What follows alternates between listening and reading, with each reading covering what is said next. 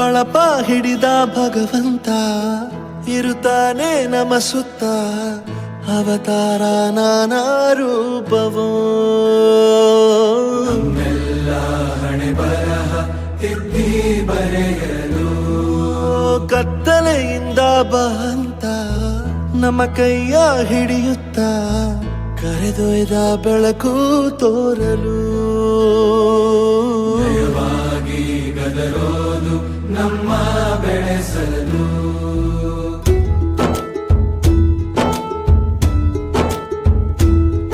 ಭಾಷೆ ಅಮೃತ ಕುಡಿಸೋ ತಾಯಾಗಿ ಭಾಷೆ ಅಮೃತ ಕುಡಿಸೋ ತಾಯಾಗಿ ಭವಿಷ್ಯ ಬರೆವಂತ ತಂದೇನೋ ಆಗಿ ಬರೆವಂತ ತಂದೇನೂ ಆಗಿ ಚಂದದ ಜೀವನನ ನೀಡಿರೋ